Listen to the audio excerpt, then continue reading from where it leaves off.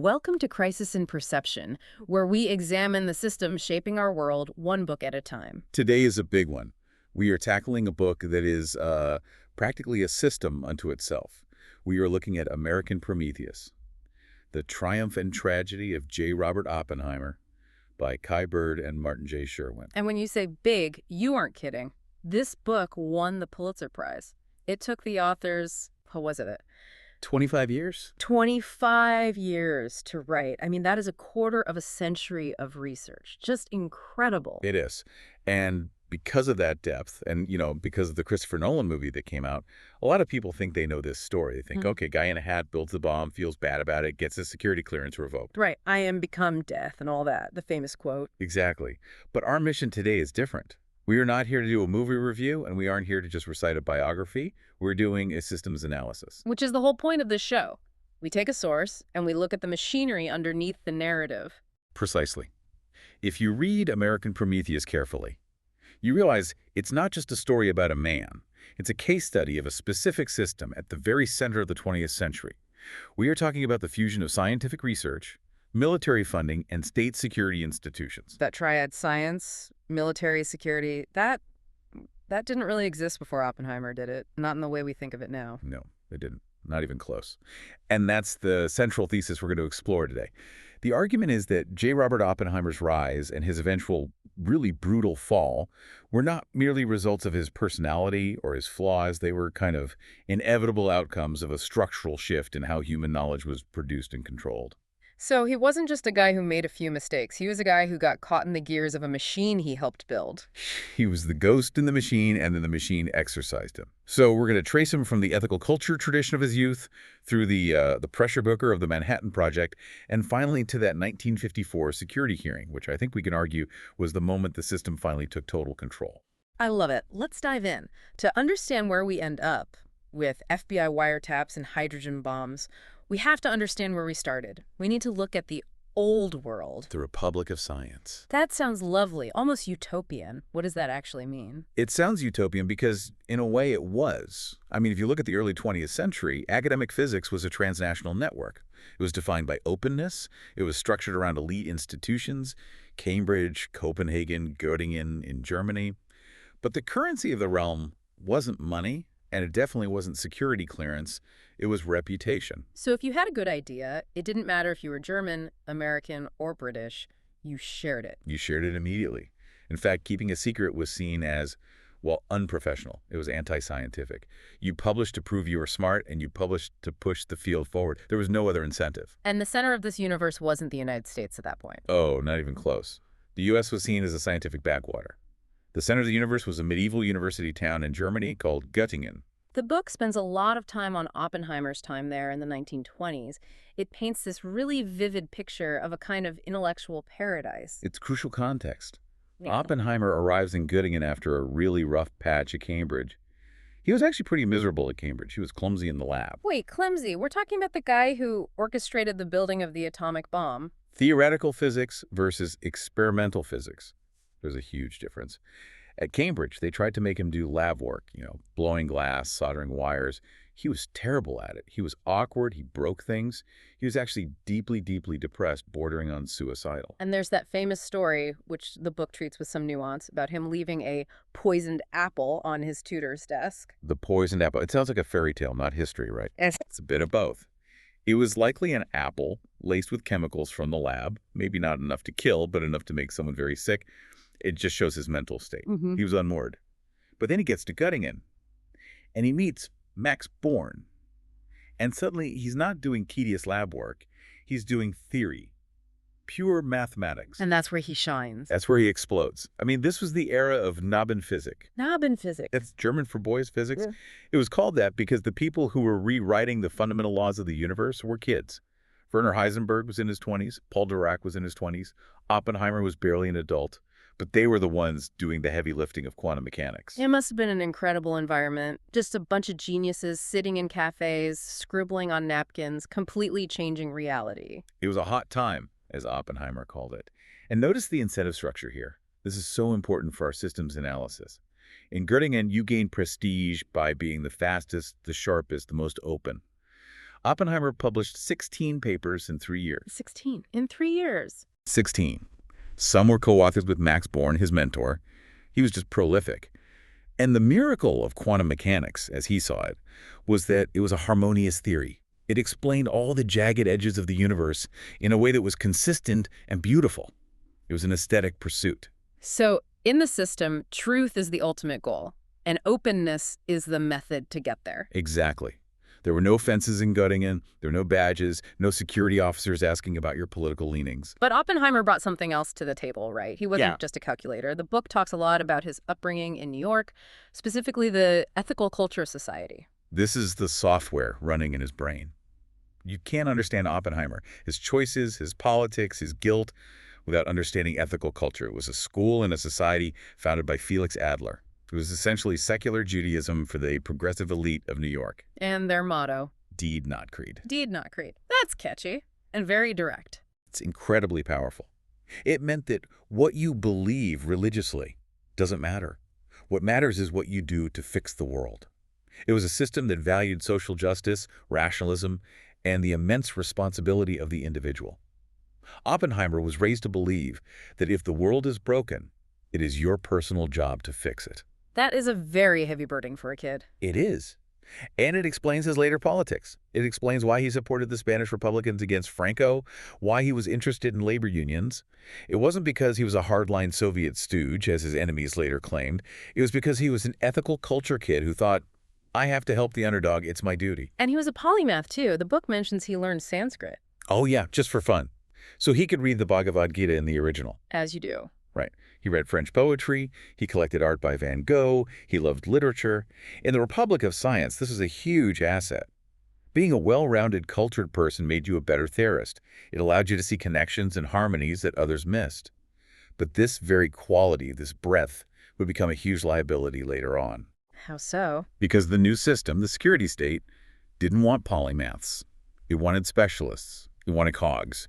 Ambiguity and a wide range of interests were seen as suspicious. Okay, so we have our protagonist, brilliant, cultured, socially conscious, thriving in an open transnational network. And then the world changes. The system starts to shift. The system shifts. Yeah. And it shifts because of two things, really. The discovery of nuclear fission and the start of World War II. Yeah. But even before that, you could see the beginnings of what the book calls big science. You mean as opposed to the small science of Göttingen? Exactly. Think of Ernest Lawrence's cyclotron at Berkeley. The atom smasher. The atom smasher. Yeah. That was a different model. It was industrial. It needed huge teams, massive funding, corporate-style management. It was heavy machinery.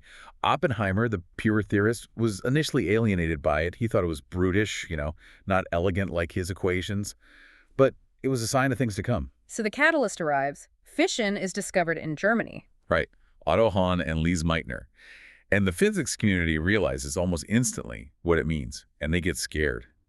This leads to the famous Einstein-Szilard letter warning President Roosevelt that an atomic bomb is now a theoretical possibility. And at first, the U.S. government kind of drags its feet. They do. It seems like science fiction. But then the British MOE committee report comes out. It basically says, no, this is real. You can build a bomb with a manageable amount of uranium, and it will work. Sure. That report is what shifted the American government from thinking of it as a remote possibility to an urgent, terrifying reality. Which brings us to the Manhattan Project. But before we get to the bomb itself, we have to talk about the clash, because you have this Republic of Science crashing headfirst into the United States military. It is the ultimate culture clash. It's just oil and water. And it's personified by two men. On one side, you have Oppenheimer, the skinny, chain-smoking, poetry-reading theorist. On the other side, you have General Leslie Groves. The juxtaposition is almost comical. He seems like the exact opposite of Oppenheimer in every conceivable way. He is. Groves is a tank of a man, a West Point engineer. He had just finished building the Pentagon, on time and under budget. He was a logistics guy, a project manager. To him, the atomic bomb project wasn't a scientific exploration. It was a massive construction site. He wanted to buy the uranium, pour the concrete, hire the workers, and get the job done on schedule. Exactly. And he brought a new system with him, a system based on security, compartmentalization, and military hierarchy. Let's break that down. Compartmentalization. We hear that word a lot, especially in spy movies.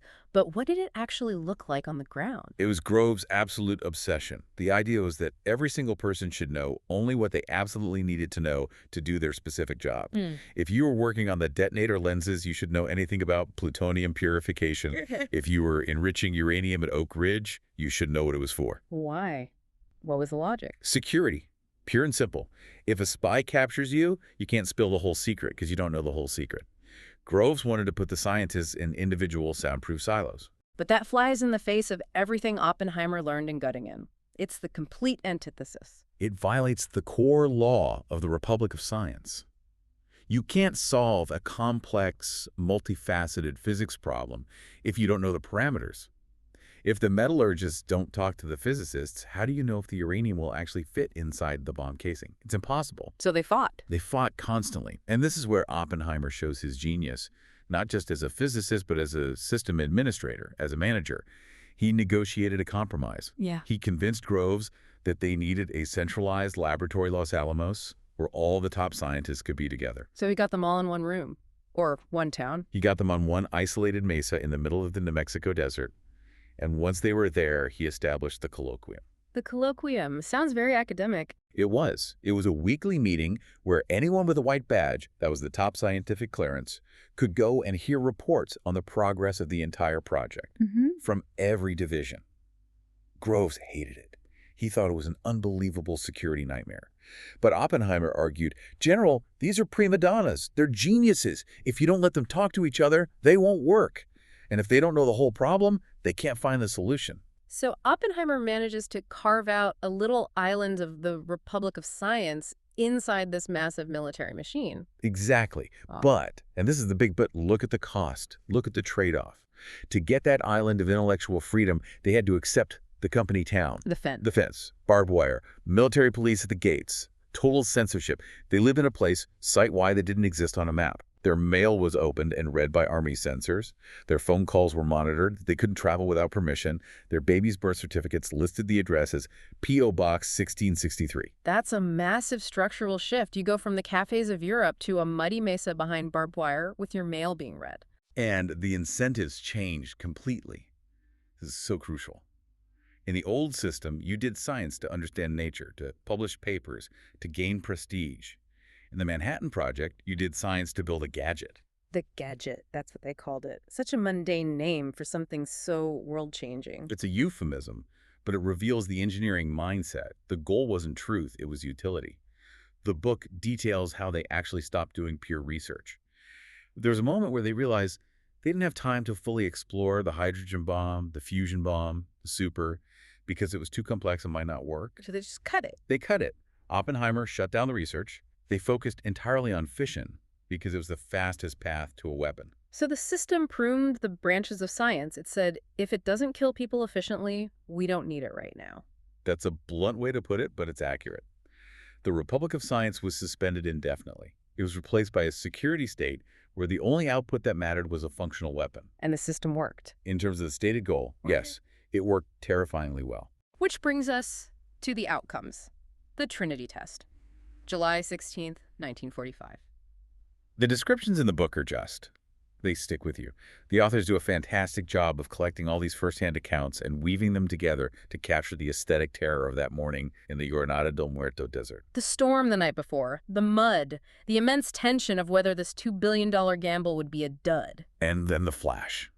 Oppenheimer described it as brighter than 1,000 suns. Richard Feynman, who was the young hotshot on the project, ducked into the cab of a truck to protect his eyes from the ultraviolet radiation. He said the light went from white to yellow to orange to purple. Purple. Ionized air. The radiation was so intense it was making the atmosphere itself glow, and the heat people felt it on their skin miles away like a blast from an open oven door. And then the sound wave rolling across the desert. In that moment when the mushroom cloud is rising, Oppenheimer has his famous thought. Now I am become death, the destroyer of worlds. It's from the Bhagavad Gita, a text he loved. But the book says he didn't just feel awe. He felt a deep sense of loss, almost immediately. He did. His colleague, Isidore Rabi, said that when Oppenheimer walked away from the control bunker, his walk was different, like a gunslinger. But Oppenheimer realized instantly that the project had Impoverished physics. Impoverished? That seems counterintuitive. You'd think he'd feel like they just hit the scientific jackpot. No. He said later that they had plucked the fruits of science, they had shaken the tree, but they hadn't actually learned anything fundamentally new about nature. They had just exploited what was already known from the 1930s to build a bomb. He felt that the profession of physics had been corrupted. It was no longer about understanding God's architecture. It was about serving the state's military needs. Where relationship had been inverted. Completely. And then, less than a month later, the bomb is used. Hiroshima and Nagasaki. And this is where the system hardens into its permanent form. The bomb ceases to be a science experiment and becomes an institutional anchor. What do you mean by that? An anchor for what? An anchor for a new kind of state power. Look at the politics. The book details the decision-making process in the summer of 1945. Secretary of State James Burns is a key figure here. Burns. Not a scientist. A politician through and through. A politician's politician. Burns didn't care about the physics. He cared about the Soviet Union. He explicitly told the scientists that he viewed the bomb not just as a way to end the war with Japan, but as a diplomatic hammer to swing at Stalin in post-war negotiations. So before the smoke even clears over Hiroshima, the Cold War has already started in the minds of the policymakers. Effectively, yes.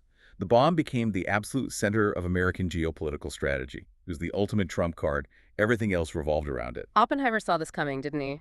There's that speech he gave in November 1945, the Crisis in Perceptions speech. It's one of the most important things he ever wrote or said. He spoke to his colleagues at Los Alamos, the ones who had built the bomb with him, and he was shockingly pessimistic. He told them that the atomic bomb was cheap. Cheap? It cost $2 billion. That was an astronomical sum of money back then. True, but in the context of waging total war, it was incredibly efficient. For the price of a few hundred B-29 bombers, you could wipe out an entire civilization. Oppenheimer argued that because it was cheap, it was fundamentally a weapon for aggressors. Because it's so much easier to destroy than to defend. Exactly. The advantage sits 100% with the offense. There is no shield. There is only the sword. And he warned that this would alter the nature of the state itself. If you live in a world where your country can be wiped out in an instant, your government has to be on a permanent war footing. Which gives us the national security state? Right. Secrecy becomes the norm, not the exception. Surveillance becomes necessary. E.L. Doctorow, the novelist, is quoted in the book saying that the bomb became our culture. It wasn't just a gadget in a silo. It was the logic we lived by, the faith we held, the vision that defined us. So, the war ends. The Nazis are gone. The Japanese have surrendered. You would think, okay, great job, everyone. Let's go back to the way things were. Let's go back to the Republic of Science. That's what Oppenheimer wanted. He desperately wanted to dismantle the system he helped build, to put the genie back in the bottle. This is the tragic middle act of the book, the persistence of the system. Oppenheimer becomes a public intellectual, a statesman. He's on the cover of Time magazine. He's the most famous scientist in the world. And he uses that political capital to push for the Acheson-Lilienthal report. Unpack that for us. What was the plan? It was radical, utterly radical. It proposed an open world.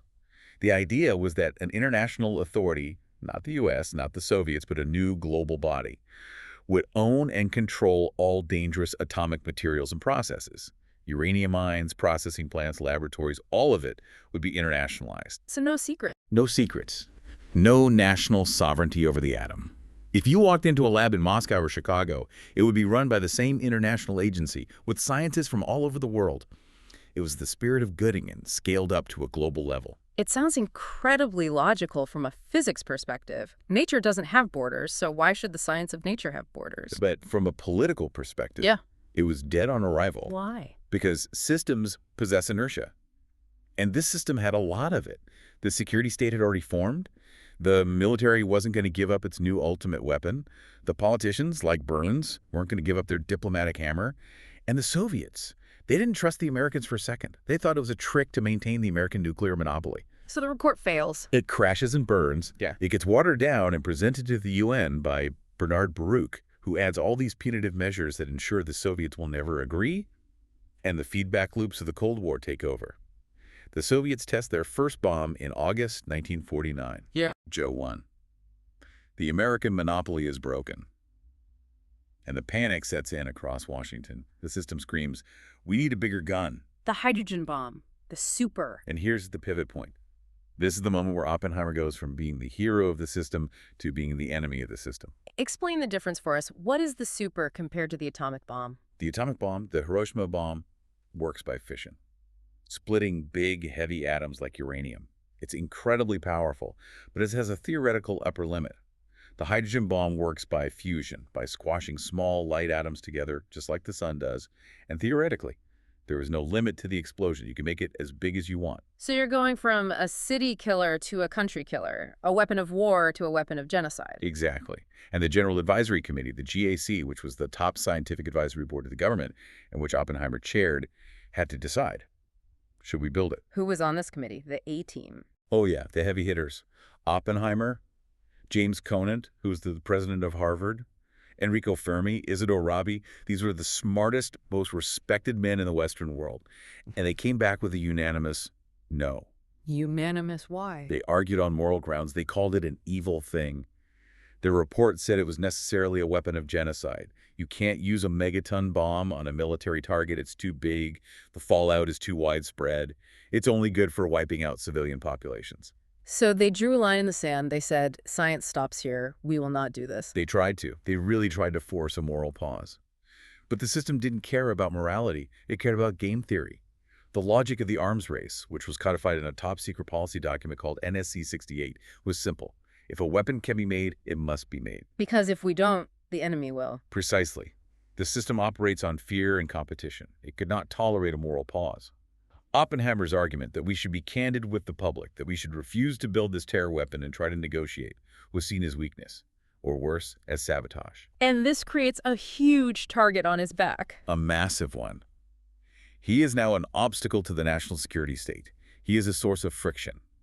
And systems, by their nature, work to eliminate friction and remove obstacles. This brings us to 1954, the security hearing. This is the climax of the book, and honestly, reading the transcript snippets from it is just infuriating. It's designed to be infuriating. It wasn't a trial, it was a purge, it was a stabilizing mechanism for the system. We need to set the scene. This wasn't a courtroom with a judge and a jury following rules of evidence. No, it was a shabby, temporary office building, a makeshift room. Yeah. You had the Personnel Security Board, 3 men, sitting behind a table, and behind them, figuratively, was what Eisenhower called the blank wall. A blank wall. That was the order from President Eisenhower. Place a blank wall between Oppenheimer and any and all secrets.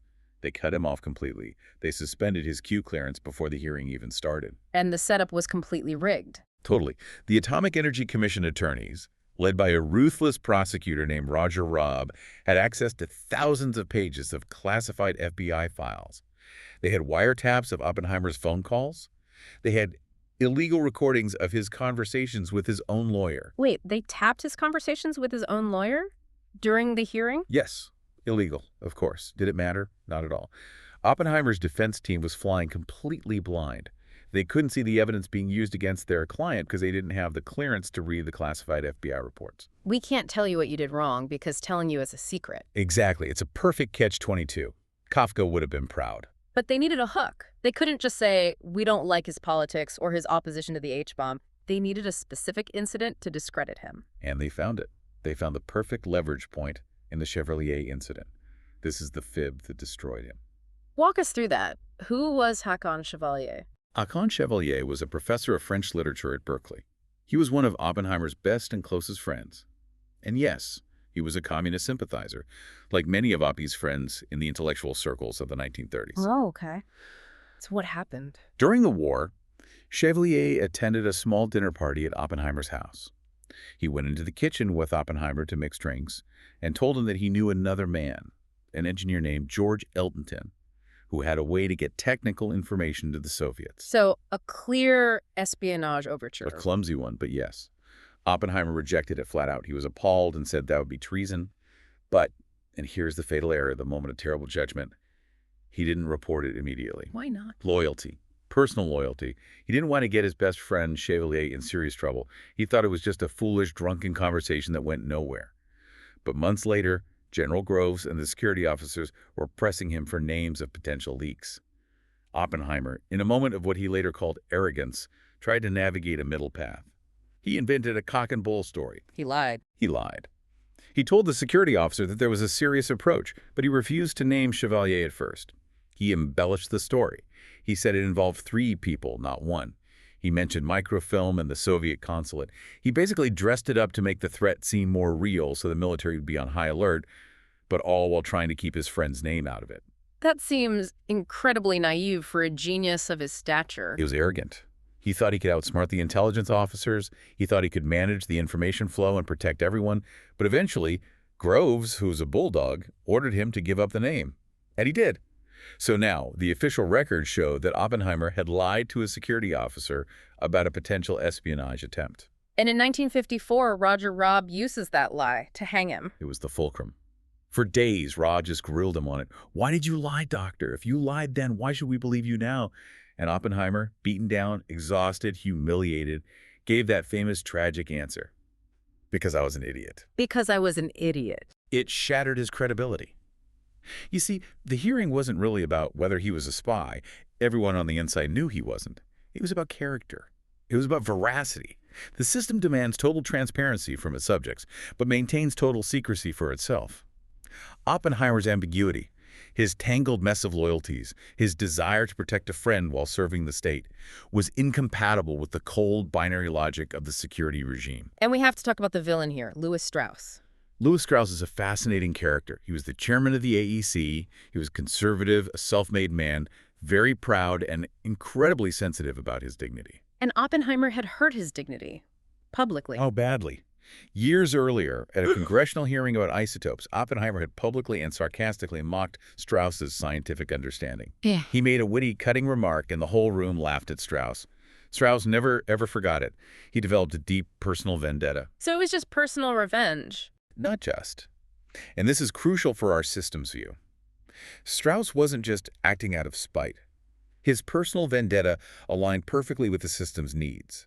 He truly believed Oppenheimer was a security risk because Oppenheimer was using his immense prestige to argue against the H-bomb and for arms control. So the personal vendetta dovetailed with the systemic need to remove a powerful dissenter. Exactly.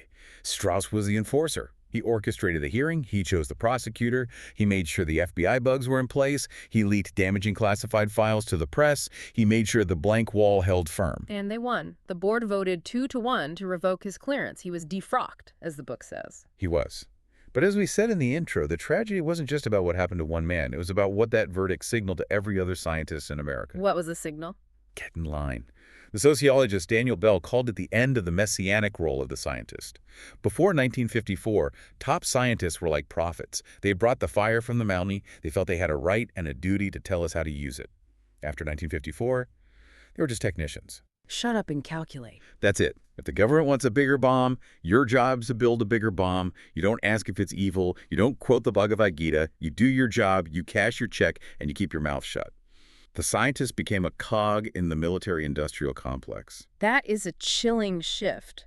From prophet to employee. It's the moment the Republic of Science officially died, and the scientific military-industrial complex became the undisputed law of the land. So let's look at the wreckage, Section 6. Interconnection. What was the human cost of this for Oppenheimer himself? Oh, he was never the same. He aged 20 years in a few weeks. The photos of him before and after the hearing are heartbreaking. He looks like a ghost, a hollowed-out man. There's that scene with President Truman. This happened earlier, after the war, but it really highlights the emotional toll and the clash of worldviews. The blood on my hands meeting. Yeah.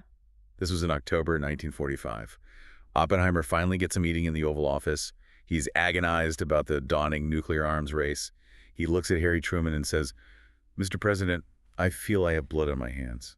And Truman's reaction? Truman was disgusted.